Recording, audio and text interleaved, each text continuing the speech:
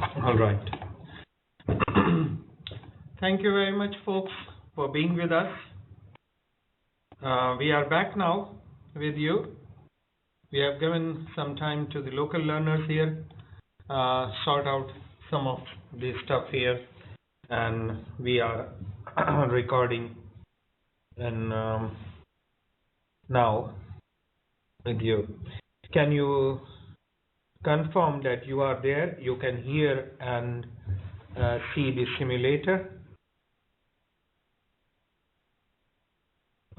What is that it is showing here? Me too. What does it mean? Is it? Is it okay?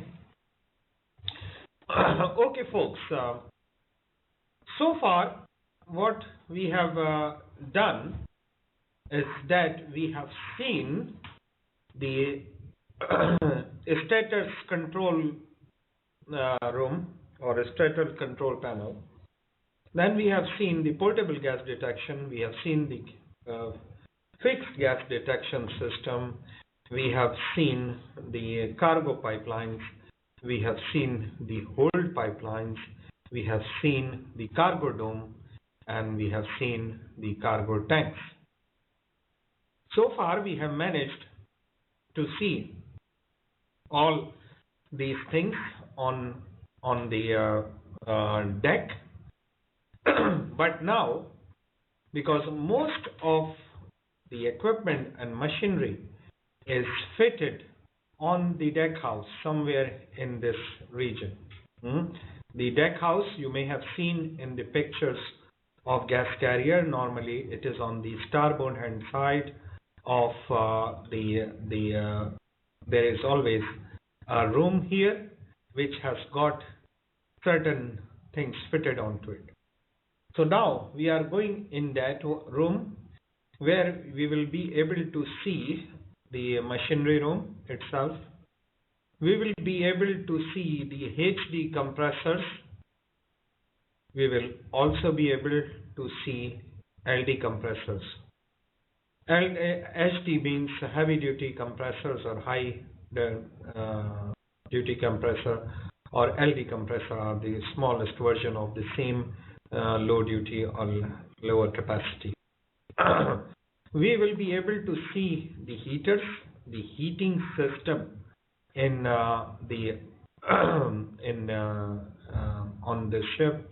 We will be able to see the vaporizers, which will convert the liquid into the gas. We will be able to see, once we have finished through the deck house and compressor rooms and all that, we will move down to the engine room, where we will show you the rest of the machinery and the rest of the stuff for that. Now, let's move on to the machinery room, on to the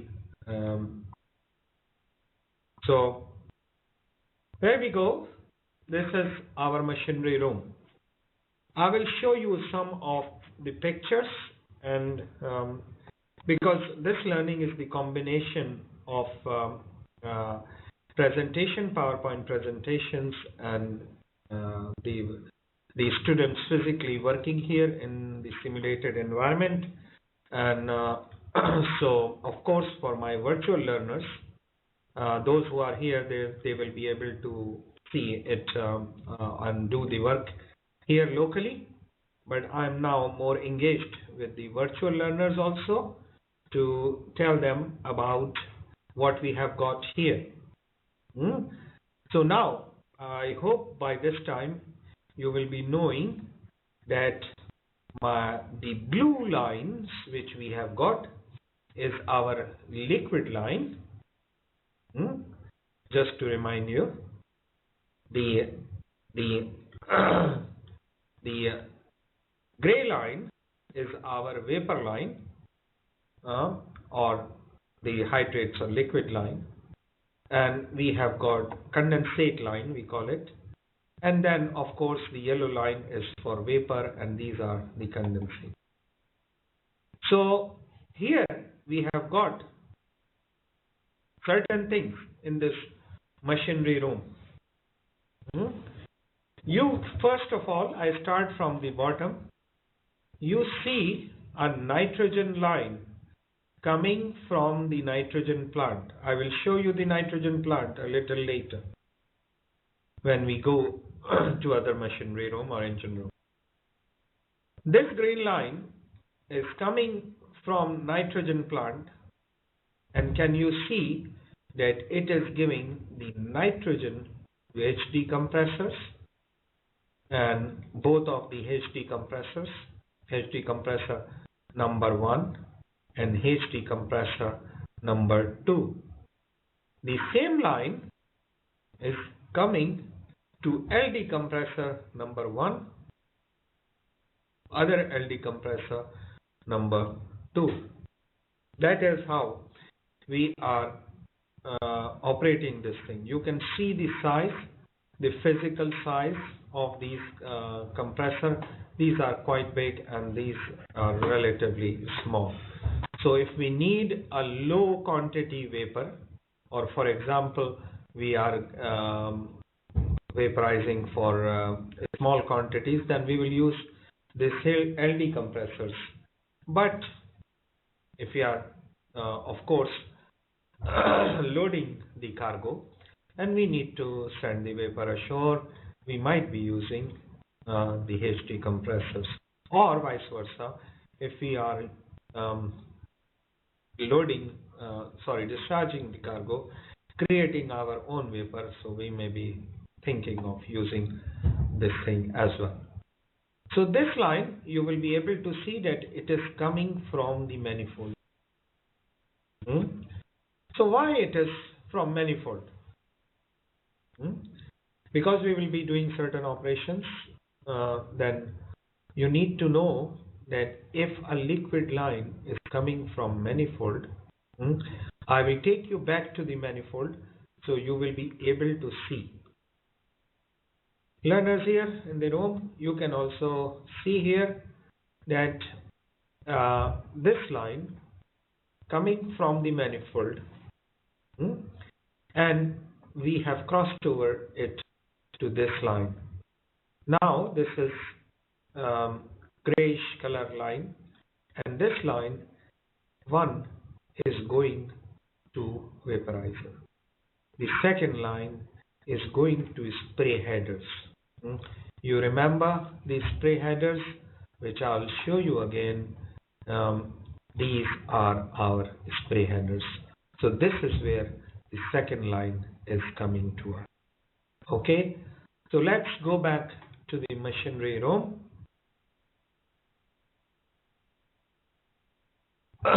Sorry folks, virtual learners, I was engaging with the local student here, and I did not notice that there is a lag in between. So if you are facing any problem, please do send us a line, and we will take care of it. So here you can see this line is coming from manifold. Why it is coming from manifold? That once our ship hasn't got gas, it is in a gas-free state, but in the inerted state, we need to put the gas in the tanks. And in order to put the gas into the tank, the shore may be able to give us just the liquid. I'm giving you liquid LNG. You turn it into gas. So this is what we are doing here. We are bringing the liquid here. We are feeding the liquid into the vaporizer. We are, of course, on the second, I'll show you the vaporizer in detail in my presentation also. We convert it into the vapor, and then, of course, we give it to the tanks. So you can see now it is going with the yellow line to the tanks. And of course, this yellow line is going to the cargo tank, which is here. Okay, and this is where we may be throwing the gas into the tank. But in certain conditions, sometimes we wish to put the gas from the bottom line. We can do the crossovering on the deck, and we can easily pass it on the deck down in the tank. So again, now I'm coming to the same machinery room. Did you notice one thing more, that we have got a forcing vaporizer here connected to the same line? So the forcing vaporizer is again a vaporizer, but not on the same scale as LNG vaporizer. That line is also going to feed the line from the forcing vaporizer. The liquid come to the forcing vaporizer. We vaporize it forcing, and what we will do? This vapor will come to the demisters, and through the demisters, we will do if there is any mist in it, we dry it and we pass it to either the HD compressors to push it back to the manifold or on the deck, or vice versa. If we want to use it in the engine room as for our boiler, which we will talk later about the boil of gas, is that we can take it through this LD compressors and it will come out here, and we can take it to the line and pass it to our engine room. We can either do it that way. We can also take it from the bypass line and take it there directly, or we can further heat it after vaporizing to the level of temperature of plus 25 degrees. Mind that we have got the LNG on minus 162 degree temperature, and we want to feed to the engine room with the plus 25 degree temperature. So this is where this is the bulkhead, the engine room bulkhead, and beyond that point it will accept it on the 25 degree temperature. Any questions, folks? I'm giving you 2 minutes to ask me any question. Please do write your questions.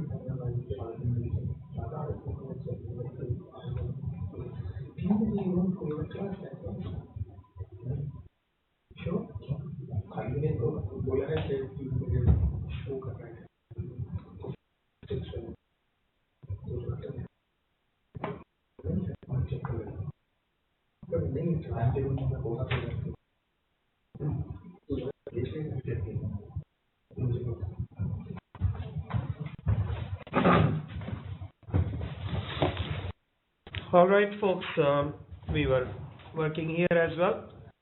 So, since you haven't asked me any questions, so you're making my life a little easier. So let's press on. We will. You can see this wall. It's a very important wall, which is called bog valve or boil of gas valve. This is one valve which automatically closes when we have got any emergencies on deck, because this is the only direct point of contact where the hydrocarbon is moving from deck to engine room. So whenever we do the alleging or gauging of the tanks, we will normally stop this boil of gas valve and we close this, and then we will do the operations on deck, and once we go back to sea, we will run it as normal. We will keep it open. So here you can also see that this line here is also going on the deck, and this purple line, now you can see this purple line over there. Now I understand you can see this thing more clearly. So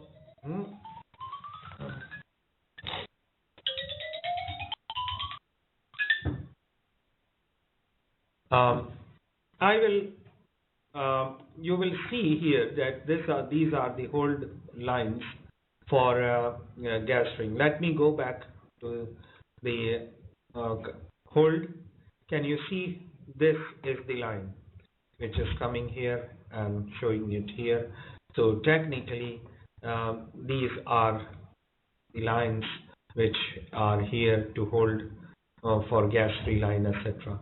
But we can connect it whatever way we want to perform us. The good thing about these LNG carriers that you can use one line for multi-purposes. So most of the lines are made of stainless steel, high quality cryogenic materials. So they can carry temperature of minus a couple of 100 degrees or at least minus 162 degrees, and they can also work in positive temperatures. So they are very strong, robust lines. So here we have got the heaters. The LD heaters means we are vaporizing, or we are getting maybe just the vapor from the top of the tank. Those vapors will be around minus 160 temperature, just on the boiling state or vapor state. We'll pass it through the vaporizer, we will pass it through the compressors, and we let it go in the LD heater. Of course, if it is lower quantities, and if we have got big quantities or huge quantities which may be gathered excuse me, by the heavy duty compressors, and then we'll give it to the HD heaters, and once it is heated to the right temperature which can be consumed in the engines, then we will pass it there. Excuse me. Here we have got the another line which I'm going to show you shortly on the another page. So we are fully aware of now the forcing vaporizer, means we are taking the liquid, we can vaporize it, we can bring it here, we can pass it through LD compressors and further heat and give it to engine room. Or we can take the vapor from the tanks and we can pass it through compressors and give pass it through vaporizer and give it to the shore. So now we will go in the deep detail. What is this? This is an HD compressor. So let's physically go next to the HD compressor.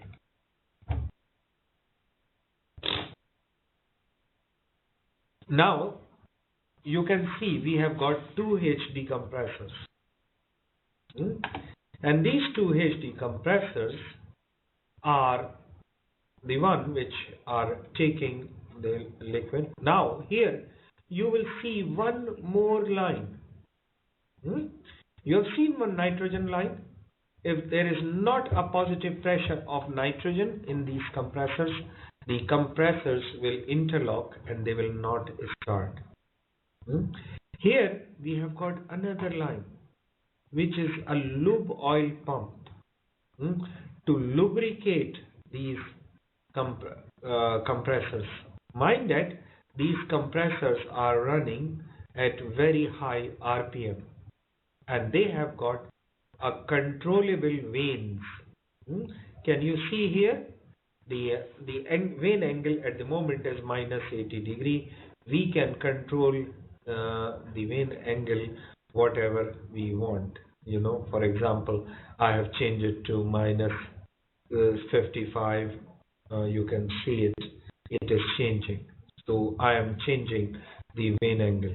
For example, now it has gone from minus 80 to plus angle, which is plus 20 degree. But I can set my angle to any level. For example, here I will set it to, when I do not want to blow too much of vapor or gas, then I do not want my my compressor would be running at the same speed, but I can control for example, from minus 80 degree, I have converted to minus 61 degree. I may settle it more.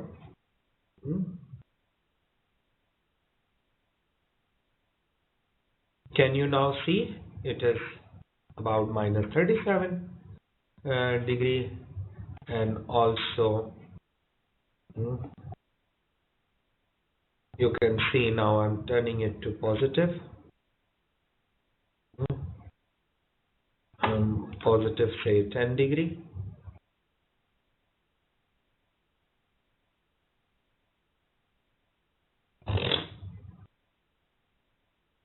We need to know where is the best flow to the how many cubics we are pumping out, and of course this pressure will dictate us how much we will able to compress or push in the line. So this vane angles are normally adjusted to adjust the pressure of this thing, and of course this is the output temperature of, mind that this is a cryogenic compressor, so they will be taking the liquid very easily.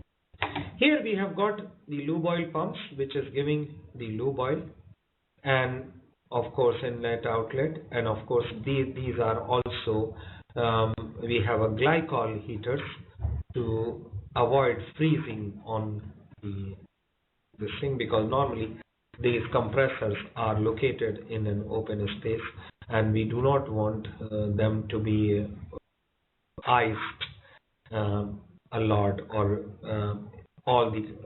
freeze all the condensation on the system or on the compressor. So there are heaters, so unless the heater is working, the lube oil is working, the nitrogen is working, where the compressor will not work. So again, from nitrogen generator, nitrogen coming to the compressors, and from this is the vapor coming to the compressors, and compressed vapor going back to the manifold if required on the deck. If not required on the deck, then they can go to HD heaters and further on to another. Here you will see control air pressure, which is at the moment 1 kilopascal. Here you have got all the alarms.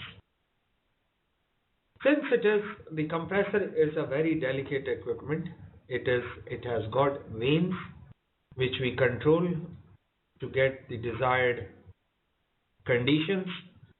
It has got so many of the interlocking systems. So here on the left hand side, you can see all those alarms. Number one, this is a lube oil, low pressure. So yes, of course, we are not running the lube oil pump. It is off. The valves are closed. So there is definitely going to be low pressure.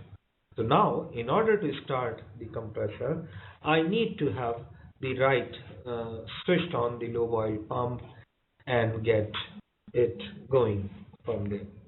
Then we have high lube oil temperature, because we heat the lube oil.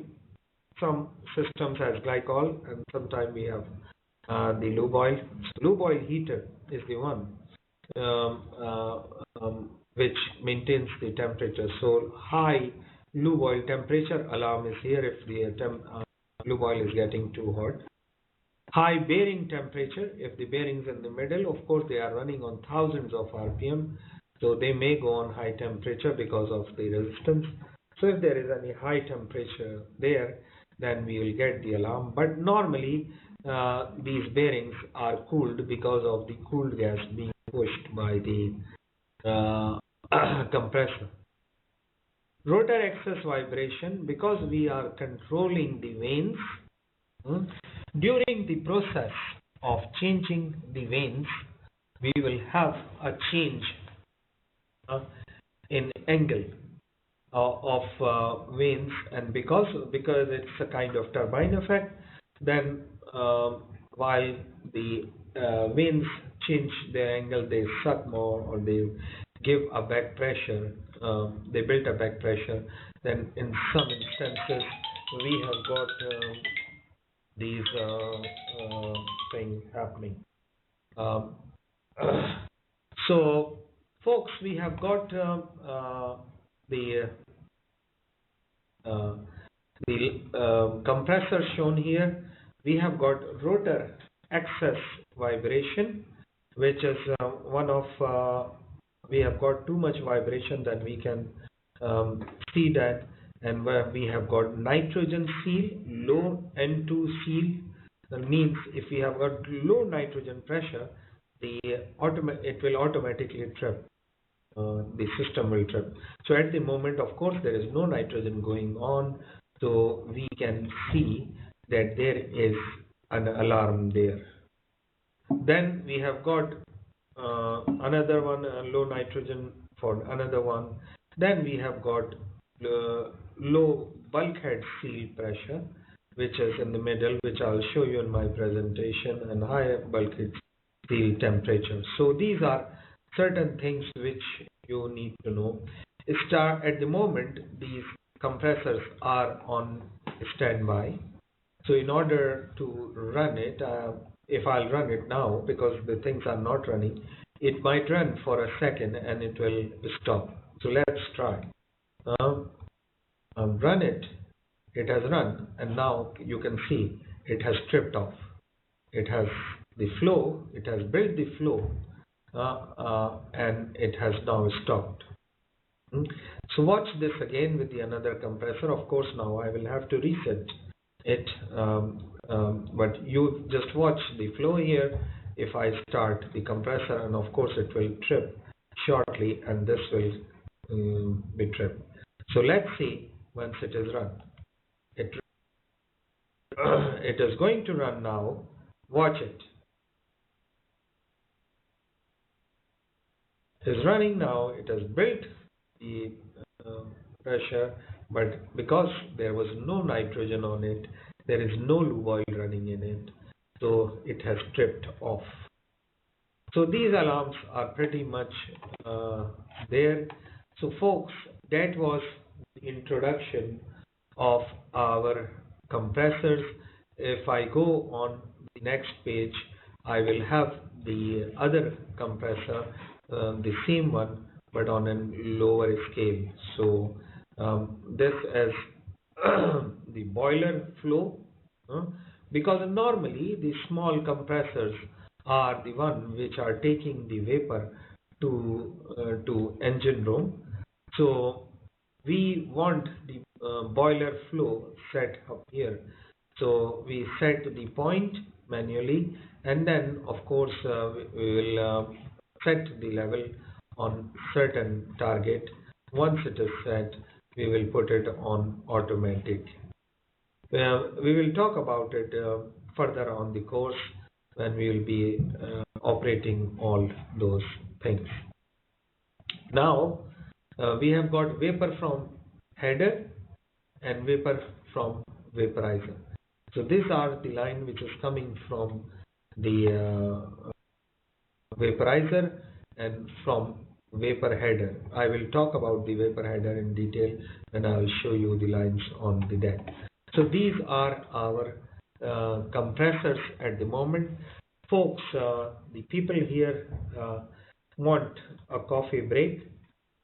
So my virtual learners also want a coffee break. So maybe we can take a few minute breaks now. Folks, what do you say in the room? Yeah. Huh? Okay. Can you stop mic here?